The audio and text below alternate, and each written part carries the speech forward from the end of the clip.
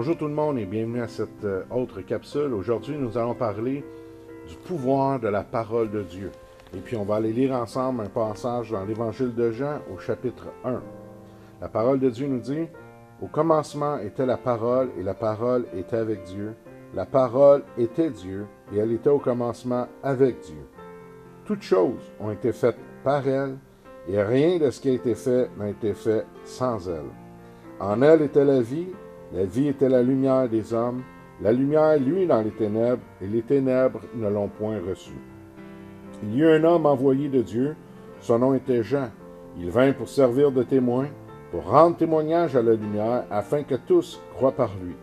Il n'était pas la lumière, mais il parut pour rendre témoignage à la lumière. Cette lumière était la véritable lumière, qui en venant dans le monde éclaire tout homme. Et elle était dans le monde, et le monde a été fait par elle, et le monde ne l'a point connue. Elle est venue chez les siens, et les siens ne l'ont point reçue.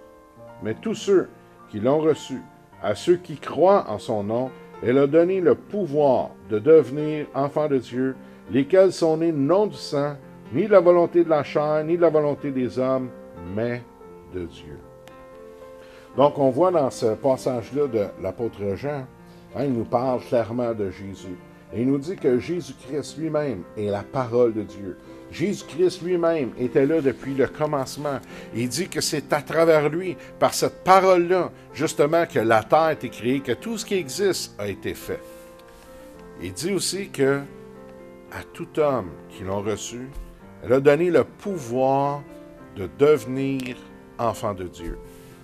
Et c'est là la question que je vais vous poser aujourd'hui. Si vous êtes chrétien, si vous dites que vous êtes chrétien, je vais vous demander, que faites-vous, qu'avez-vous fait avec la parole que vous avez reçue? Que faites-vous, qu'avez-vous fait avec la parole dans laquelle vous avez cru?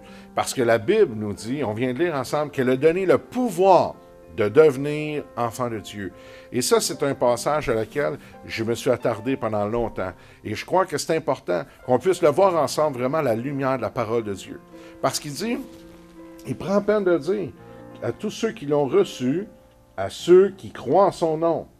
Donc, ça s'adresse à ceux qui reçoivent et à ceux qui croient au nom de Jésus. Et après, il dit, il a donné le pouvoir de devenir enfant de Dieu. Ça veut dire qu'il y a des gens qui croient, ça veut dire qu'il y a des gens qui reçoivent, mais ne deviendront et ne deviennent jamais enfants de Dieu, parce qu'ils ne se servent pas du pouvoir de cette parole-là qu'ils ont reçue par l'entremise, justement, de Christ. Vous allez dire, « Wow, pasteur, qu'est-ce que tu nous dis là? » Comprenez que c'est pas moi qui le dis, c'est ce que la parole de Dieu nous dit. Elle dit à tous ceux qui ont cru et à tous ceux qui l'ont reçu, elle a donné le pouvoir de devenir enfant de Dieu. C'est quoi devenir enfant de Dieu? Rappelez-vous, la semaine passée, on en a parlé brièvement, quand on parlait de la foi, quand ils ont été voir Jésus, puis ils ont dit, ta mère, tes frères sont là. Jésus a dit, c'est qui ça, ma mère? C'est qui mes frères? Il dit, ce sont ceux qui font la volonté de mon Père. Ça veut dire quoi? Ça veut dire qu'il ne suffit pas pour nous de recevoir ou de croire, mais on doit aussi faire.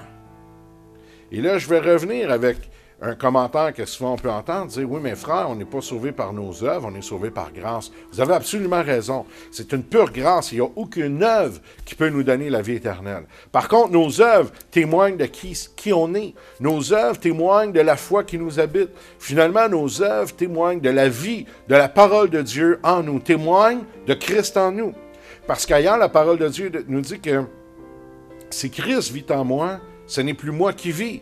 C'est lui, c'est Christ qui vit en moi. Et si c'est Christ qui vit en moi, ce ne sont pas mes œuvres, ce ne sont pas les œuvres de la chair qu'on doit voir à travers moi, mais ce sont les œuvres de Christ. Et pour être capable de pratiquer les œuvres de Christ, je dois avoir la parole. Cette fameuse Bible-là, dont beaucoup de croyants aujourd'hui ouvrent même plus quand ils sont dans l'Église. Dont beaucoup de croyants aujourd'hui sont fiers de se promener avec la Bible en dessous du bras, mais sont loin de l'avoir dans le cœur. Comprenez, la parole de Dieu nous dit, « Je grave ta parole dans mon cœur afin de ne pas pécher contre toi. » Chers frères et sœurs, si on veut connaître la volonté de Dieu, si on veut connaître la lumière qui nous vient de Dieu, nous devons connaître sa parole. Cette parole-là qui est la lumière, cette parole-là qui est la vie, cette parole-là, finalement, par laquelle Dieu a créé le ciel et la terre, cette parole-là par laquelle il nous a donné la vie à vous et à moi. Cette parole-là qui a été prononcée depuis les temps anciens, depuis les fondements de la terre, où Dieu nous a appelés par notre nom. et qui avait déjà dans son plan parfait résolu de donner son Fils, Jésus-Christ, pour chacun d'entre nous, afin qu'on puisse voir sa gloire se manifester, afin que vous et moi puissions voir la vie éternelle, afin que vous et moi puissions être les témoins, puissants utilisés par son Esprit aujourd'hui, même sur la terre, pour ramener le royaume des cieux partout où on va. Wow, quelle grande bénédiction, quel grand privilège on a de recevoir cette parole-là.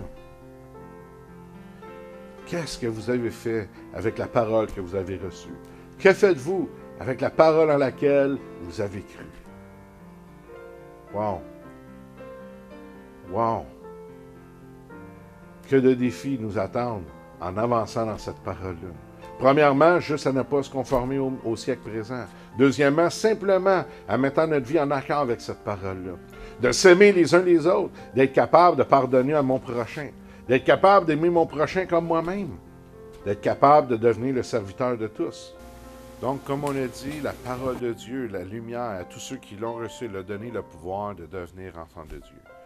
Donc, la question est encore, que faites-vous? Qu'avez-vous fait avec cette parole-là en laquelle vous avez cru et ce que vous avez reçu? Maintenant, sachez, comprenez qu'avec ce qu'on a reçu, on a aussi reçu ce pouvoir-là de devenir enfant de Dieu. Aujourd'hui, je veux juste vous inviter, je veux vous challenger, je vais le dire ça comme ça, à tout mettre en œuvre dans votre vie afin de devenir des enfants de Dieu et ces témoins puissants-là pour la grâce de Jésus-Christ. Amen. C'était le pasteur Yvon Stabili de l'Église vivante de Christ à la Chine. On vous invite à nos réunions le dimanche matin à 10h et le mercredi à 7h si vous n'avez pas d'église. Nous sommes situés au 905 rue Notre-Dame à la Chine. Vous pouvez aussi nous appeler au 514-634-1555 ou visiter notre site web au www.églisevivantetechrist.ca. Là-dessus, que Dieu vous bénisse.